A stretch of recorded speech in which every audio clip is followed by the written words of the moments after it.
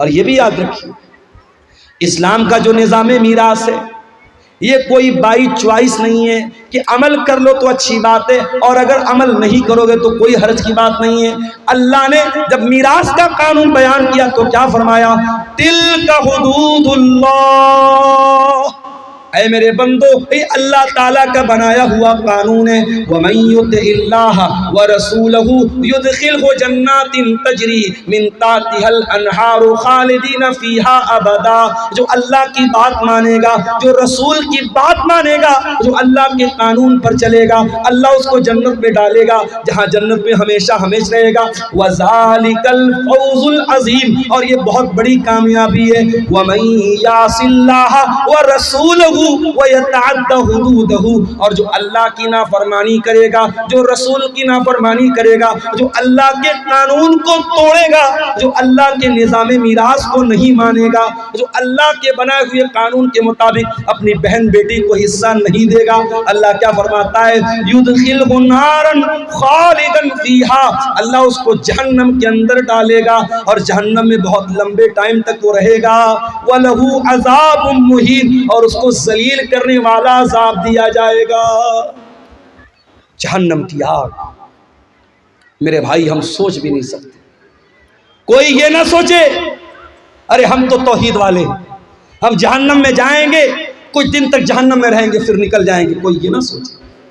جہنم کی آگ ہم ایک سیکنڈ کے لیے برداشت نہیں کر سکتے، اس لیے کہ جہنم کی آگ تو بڑی خطرناک ہوگی۔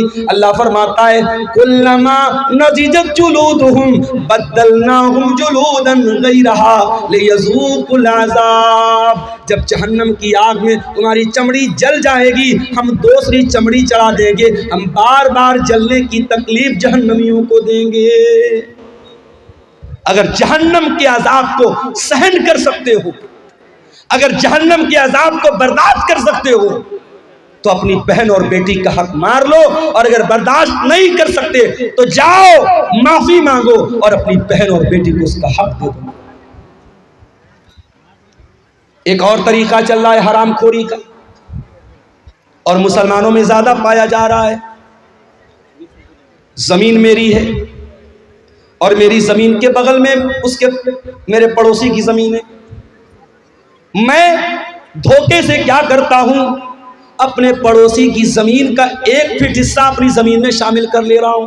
میں مثال دے رہا ہوں، اپنے پڑوسی کی، اپنے رشتہ دار کی زمین پر ناجائز قبضہ کرنے کے لیے زمین پر بنی ہوئی باؤنڈری کو مٹا دینا، نشان کو مٹا دینا، یا زمین و جائیداد کے کاغذ میں ہیر پھیر کر لینا۔ میرے پیارے ساتھیوں اگر یہ کام آپ کرتے ہیں تو کان کھول کر کے سن لیجئے، اللہ کے نبی فرماتے ہیں لعن اللہ من غیر منار الارض، جو زمین کے نشان کو بدل دے، جو جائیداد کو ہڑپنے کے لیے، زمین کو ہڑپنے کے لیے زمین کے نشانات کو بدل دے، اس کے اوپر اللہ کی لعنت برستی ہے۔ اگر اللہ کی لعنت کہ ہم حقدار بننا چاہتے ہیں تو یہ کام کر سکتے ہیں، ورنہ میرے پیارے ساتھیوں یہ بہت ہی خطرناک ہے۔ اور آگے بڑھیے، اللہ کے نبی فرماتے ہیں ان رجالا یتخوضون فی من مال اللہ، کچھ لوگ اللہ تعالیٰ کے مال میں ناجائز قبضہ کرتے ہیں، دوسروں کا مال ناجائز طریقے سے کھاتے ہیں، ایسے لوگوں کا انجام کیا ہوگا؟ فرمایا ایسے لوگوں کو اللہ تعالیٰ جہنم کی آگ میں پھینک دے گا۔ جہنم کی آگ میں حرام کھانے والوں کو اللہ تعالیٰ ڈال دے گا۔ آپ میں سے بہت سارے لوگوں نے حج عمرہ بھی کیا ہوگا۔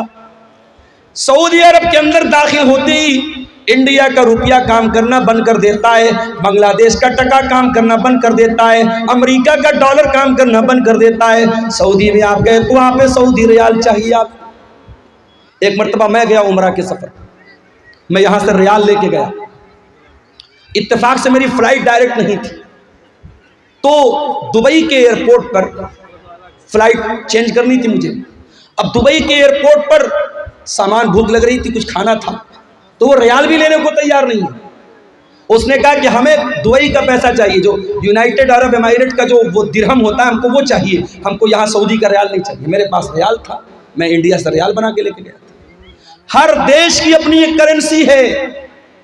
امریکہ کے لوگ انڈیا میں آتے ہیں، ڈالر کو روپیے میں بدل کے ایکسچینج کر کے تب آتے ہیں۔ انڈیا کا آدمی سعودی جاتا ہے، اپنے روپیے کو ریال میں چینج کرتا ہے. ہر دیش کی اپنی ایک کرنسی ہوتی ہے میرے بھائی. ایک بات بتاؤں آپ کو، قیامت کے دن کرنسی کون سی چلے گی؟ کسی کا مال ہڑپ لیا کسی نے، 1 لاکھ روپیہ کسی کا ناجائز قبضہ کر لیا. اب قیامت کے دن جس کا پیسہ اس نے مارا ہے، جس کا حق مارا ہے، اس نے اللہ کی عدالت میں کہا اے اللہ اس نے میرا 1 لاکھ روپیہ ناجائز طریقے سے لیا ہے. اللہ کے نبی فرماتے ہیں قیامت کے دن روپیہ تو نہیں چلے گا، پیسہ تو نہیں چلے گا، درہم تو نہیں چلے گا، دینار تو نہیں چلے گا. قیامت کے دن کون سی کرنسی چلے گی؟ ذرا غور سے سننا کٹیہار کے لوگوں، حسن گنج کے لوگوں، ذرا غور سے سننا کہ قیامت کے دن کون سی کرنسی چلے گی. اللہ کے پیارے نبی فرماتے ہیں اپنے صحابہ سے اے میرے صحابہ یہ بتاؤ کہ سب سے غریب آدمی کون ہے، سب سے کلاش آدمی، سب سے نردھن آدمی، سب سے پور آدمی کون ہے، سب سے غریب آدمی کون ہے؟ صحابہ نے کہا اللہ کے نبی جس کے پاس درہم نہ ہو، دینار نہ ہو، روپیہ نہ ہو، پیسہ نہ ہو، سب سے بڑا غریب وہی ہے. آپ نے فرمایا میری امت کے اندر سب سے بڑا غریب وہ ہوگا جو قیامت کے دن روزہ لے کر کے آئے گا، نماز لے کر کے آئے گا، صدقہ خیرات لے کر کے آئے گا، زکوٰۃ لے کر کے آئے گا، مگر کسی کو گالی دی ہوگی، کسی کو برا بلا کہا ہوگا، کسی کا مال ہڑپا ہوگا، کسی پر جھوٹا الزام لگایا ہوگا، اس کی نیکیاں ان حقداروں کو بانٹ دی جائیں گی. جس کا حق آپ نے مارا ہے، آپ کا روزہ لے کے چلا گیا، آپ کی نماز لے کے چلا گیا، آپ کا صدقہ خیرات لے کے چلا گیا، آپ کا حج اور عمرہ لے کے چلا گیا. اور اللہ کے نبی فرماتے ہیں فَإِن فَنِيَتْ حَسَنَاتُهُ اگر اس کی نیکیاں ختم ہو جائیں گی اور پھر بھی کچھ حقدار لوگ لائن میں کھڑے ہوں گے، اللہ تعالیٰ ان حقداروں کے گناہ اس کے اوپر لاد دے گا. اللہ، ہم لوگ تو بڑا خوش ہیں صاحب، ہم نے تو بڑا دان دیا ہے مدرسوں میں، بڑا جلسوں میں دان دیا ہے، بڑا حج اور عمرہ کیا ہے. قیامت کے دن اگر حقوق العباد میں کوتاہی کی ہے، اگر کسی کا حق مارا ہے، قیامت کے دن یہ دان، یہ چندہ، یہ روپیہ، یہ پیسہ جو اللہ کی راہ میں ہم نے دیا ہے سب برباد ہو جائے گا اگر ہم نے حقوق العباد میں کوتاہی کی. میرے پیارے ساتھیوں، اللہ کے پیارے نبی فرماتے ہیں اگر اس کی نیکیاں ختم ہو جائیں گی اور پھر بھی حقدار لائن میں لگے ہیں، اللہ تعالیٰ ان حقداروں کے گناہ اس کے اوپر لا دے گا. جو انسان دنیا سے نماز لے کر کے آیا تھا، روزہ لے کر کے آیا تھا، زکوٰۃ لے کر کے آیا تھا، حج لے کر کے آیا تھا، اب اس کے اوپر گناہ لادے جا رہے ہیں، بالکل گناہوں سے بھر جائے گا. ثم طرح فی النار پھر اس کو جہنم کے اندر پھینک دیا جائے گا. اتنا خطرناک معاملہ ہے میرے. اس لیے وراثت کے معاملات میں اللہ سے ڈرو. اور کبھی غور کرو جس بہن کا حق مار رہے ہو، جس بھتیجے کا حق مار رہے ہو، اس کے باپ کے مرنے کے بعد وہ یتیم ہے، اور یتیم کا مال اگر ناجائز طریقے سے کوئی کھاتا ہے اس کی بڑی خطرناک وعید ہے. اللہ کے پیارے نبی اللہ تعالیٰ قرآن میں فرماتا ہے ان الذين ياكلون اموال اليتامى ظلما انما ياكلون في بطونهم نارا. جو لوگ یتیم کا مال ناجائز طریقے سے کھاتے ہیں، حرام طریقے سے کھاتے ہیں، ایک تو حلال طریقہ ہے.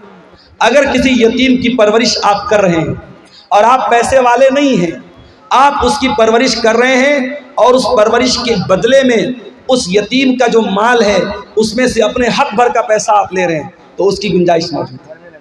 لیکن اگر ناجائز طریقے سے یتیم کا مال کوئی کھا رہا ہے، ان الذین یاکلون اموال الیتامی ظلما، جو یتیم کا مال ناجائز طریقے سے کھا رہا ہے، انما یاکلون فی بطونہم نارا، وہ اپنے پیٹ میں جہنم کی آگ بھر رہا ہے، اپنے پیٹ میں جہنم کی آگ. یتیم اس لائق نہیں ہے کہ اس کے اوپر ظلم کیا جائے. بڑا بے رحم ہے وہ انسان، بڑا جانور ہے وہ انسان جو کسی یتیم کے حق کو دبائے، جو کسی یتیم کو مارے، جو کسی یتیم پر ظلم کرے. اللہ کے پیارے نبی تو یہاں تک فرماتے ہیں انا وکافل الیتیم کہاتین، میں اور یتیم کی پرورش کرنے والا جنت میں اس طریقے سے رہیں گے.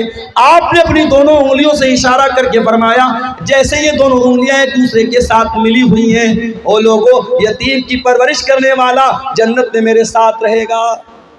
آج ان مدرسوں میں یتیم بچے پڑھتے ہیں، ان مدرسوں میں یتیم بچے پڑھتے ہیں، اور ان یتیم بچوں پر اگر آپ کوئی مال خرچ کرتے ہیں اس سے ڈبل فائدہ آپ کو ملے گا۔ جو ثواب ملے گا دان کا چندے کا وہ تو ملے گا، اگر یتیم بچے کے اوپر آپ مال خرچ کر رہے ہیں تو قیامت کے دن اپنے نبی کے ساتھ رہنے کا موقع آپ کو ملے گا۔ اللہ کے نبی فرماتے ہیں جو کسی یتیم کی پرورش میں حصہ لیتا ہے، اللہ کے نبی فرماتے ہیں قیامت کے دن وہ جنت میں میرے ساتھ ہے۔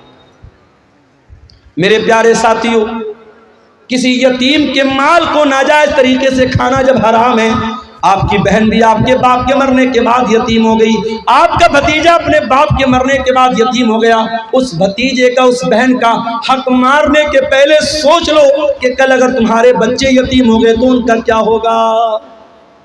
اس کی جگہ اپنے آپ کو رکھ کے سوچو، تمہارا انتقال ہو جائے اور تمہارے بچوں کے ساتھ کوئی ناانصافی کرے، تمہارے بچوں کا کوئی حق مار لے تو سوچو تمہیں کیسا لگے گا۔ اس کی جگہ اپنے آپ کو رکھ کے سوچو اور کسی یتیم کے مال کو ہڑپنے کی کوشش کرو۔